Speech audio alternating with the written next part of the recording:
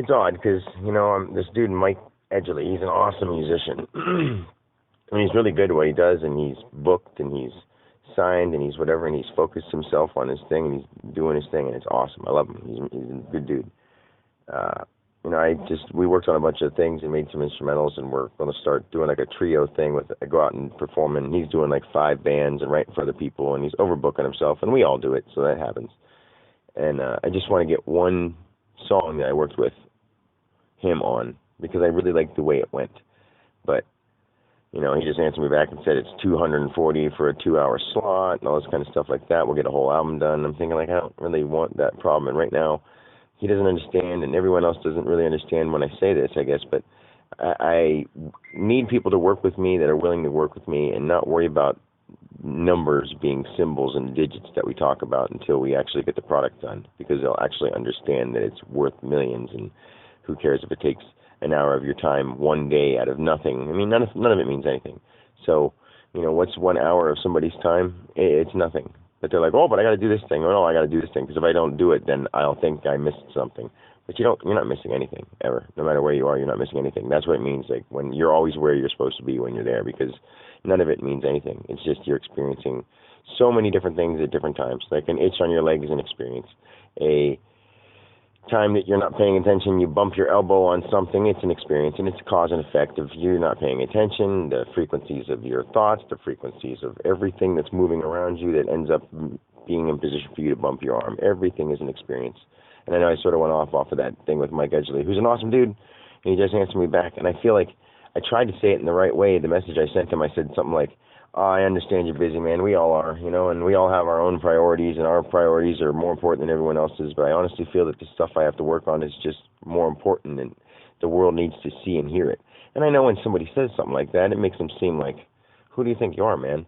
But this is for every single person. This isn't just for the people to hear. This is for us as one entity to understand. This is the thing that everyone needs to know. Like if you said, hey, I have something that the world needs to know, people are like, oh, cool, what? Is it like electric? No, it's more than electric. It's what runs your soul. It's how we run. It's how we work. I'll set you free kind of thing. Like, how do you tell somebody that?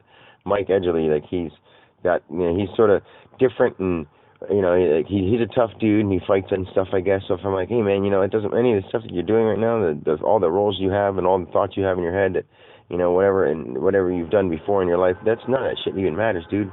I don't care to know, because it's not important to me. So I haven't developed my brain to look through other people's pasts and stuff like that, but I don't really want to, because nothing impresses me and nothing depresses me. It's weird now. I can think about something and try to get depressed and remember how those feelings feel, but I actually am at a point where I'm sitting back as not the person walking around like Dan all the time. I'm still always Dan, but I'm like the person sitting back watching it in a place of no space and time, just saying, oh, so now whenever this all finishes up, we'll go do the next thing. Like whenever this day, this moment, this life, this next life, this whatever finishes up, I'm conscious of where I'm going. And if I take another birth, then I lose my memory. And all I do is have to try to come back to remember. When you remember, that's all you do, is you come back to where you started from. It's like the most amazing thing. And it's easy to picture in my mind, but easy to put it in words that are big enough for somebody to feel the impact is super hard. How can you say something? I'm going to say the same thing over and over and over and over again, because there's no more story to it. You could sit and keep looking back in the past and keep looking back in the past, but we're all really one thing, just trying to find out how powerful it can be and how loving and how hateful, and that's what we call it, but it's not trying to see it in those ways. It's just seeing. It doesn't have, the only way it has senses and feelings is through the body it uses at that moment. When you're a truck, you don't feel anything, but you see what it's like to be driven around. Like you're a spiritual entity that isn't making any more spiritual entities, but it's creating energy, and it's pushing stuff through it, like the gases and the motion and all the wind and the frequencies of the radios, everything that's moving around at every moment is doing some kind of thing to change things. The unseen, the seen, the things that aren't seen, like the things that aren't there, whatever. It's all just pipping and popping around, man. It's sort of hard to explain. When you see it and you tune into it, it's really, really cool. And back to Mike Edgley, he answered me back, and I'm worried that he's going to get mad because I said, I know all our stuff is important. I just need to, maybe if I just send you that song file of you playing it whenever you get a day, whip it up for 5-10 minutes, and I'll pay you for the instrumental, because I know you're busy and I don't want to bother you, because I'm trying to say it in the most nicest way possible, because, hey, man, I understand you got your thing to do, but we're the same person, and my universal soul is understanding what you're doing right now, so I accept that, you know what I mean? I don't expect anyone to put Dan as their priority. It would be nice because we all want that, but when you can let go of, it would be nice, but if it doesn't happen, I'm fine. When somebody can get to that point in every aspect of everything about life, about morbid stuff, about pleasant stuff, about unhappy stuff, about great stuff, when you can actually get to the point where you accept it all and are okay with what does or doesn't happen, literally deep down in your heart and soul, then everything is fine. Because I'm a human being, there's going to be days where I still can somehow get tied down for a second, and I lose track of the fact that I'm God inside me, watching me. And other times, I'll probably get depressed and stuff like that, but I can't see it lasting for much longer. And honestly, I haven't been depressed or anything for a week now. Being tomorrow night, or basically Thursday morning at 4:53, would be a week that I haven't. I've felt nothing but love, and I've seen how every emotion, I see what words are called, and I know they're just, I understand what it means that they're all just syllables, and they're all just symbols and signs now. They're all just whatever we call it. It's all just God, God, God, God.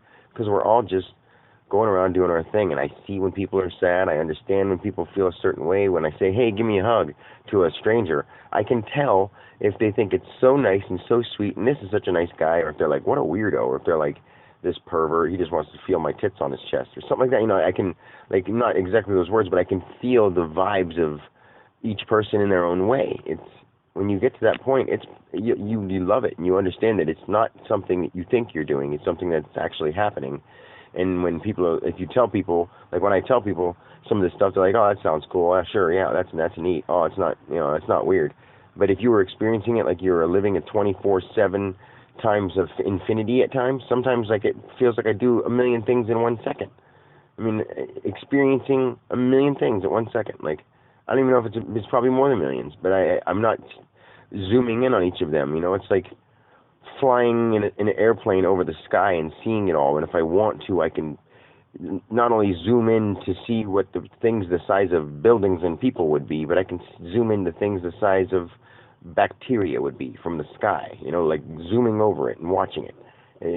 That's sort of trying to give you a vivid imagery of how intense it can be at times when I'm totally tuned into that. It's hard to do that and be a person, you know what I mean? It's hard to do that and just go about everyday life when people are talking about their simple stuff that means nothing. Not even their family member that's sick. In this human life, yeah, that means a lot, and my heart goes out for that because I understand it.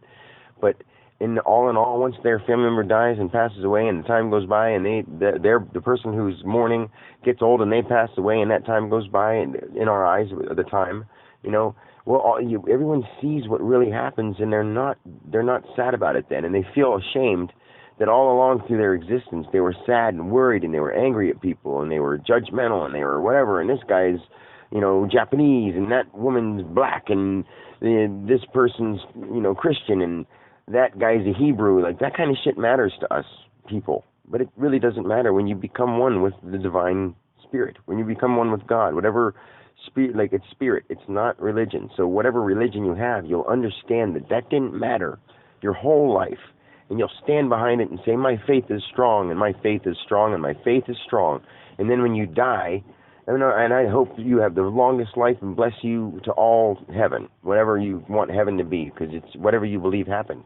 But the problem is when you become your divine spirit and you join back with the light, you're going to be like, wow, I'm surprised that I was totally disillusioned so long. You won't say, hey, remember when Dan was trying to tell me that? Maybe you will. I don't know how your version of it will be, but once you get back to the divine source, you're not going to care. That you're not going to say, oh, I wish I would have thought that then, or I wish I would have been nicer to that Dan Alexander guy, that version of me that was him. You're not going to think of that.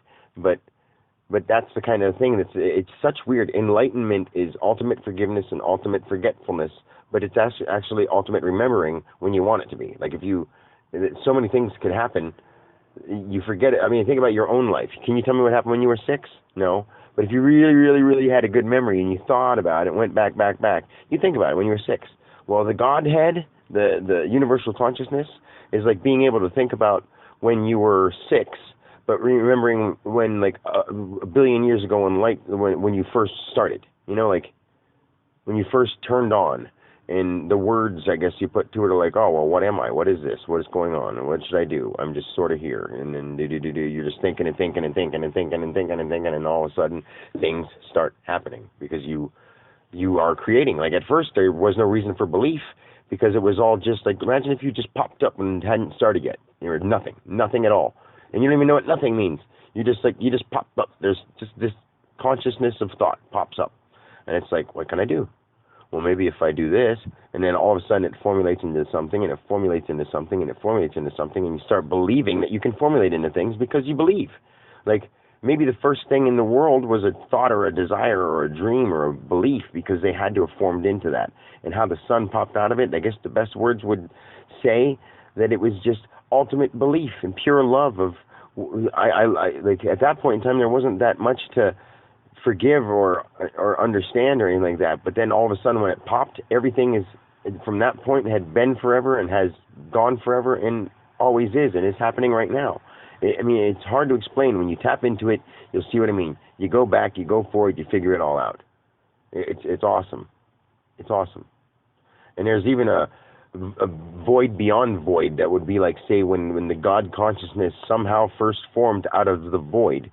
If you went to the letter 0, or the number 0, and went 1, 2, 3, 4, 5, 6, 7, 8, 9, 10, you went backwards and counted down to 0, and then started saying -1, -2, -3, there's like a negative void, really. I mean, and nobody's even talked about the negative void, even though you would say, oh, it's just the void. Well, say, no, the void is actually pertaining to nothing ever existing, and that sort of has to, in order to be included in our humanitarian way of thinking and speaking and documenting, that the void would have had to have only been around since Godhead or Spirit or divine entity or God itself had first ever appeared as the thought form that it was at first, before anything, before the sun, before thought.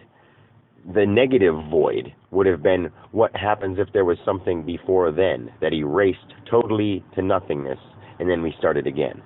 That's the eighth dimension that nobody's ever talked about, because the universal mind also wonders.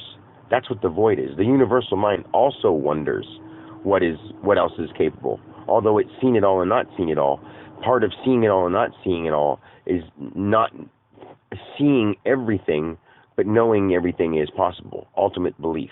I hope that makes sense. I mean, I'm trying to interpret it. I lost myself talking there, but I think it makes complete sense. And it's been 13 minutes and 18 seconds, and I have to work because I'm still a human being trying to do my work. All right, well, I got to go. And I love you guys. I hope this was a good talk, and I hope it makes a lot of sense to you. I love you.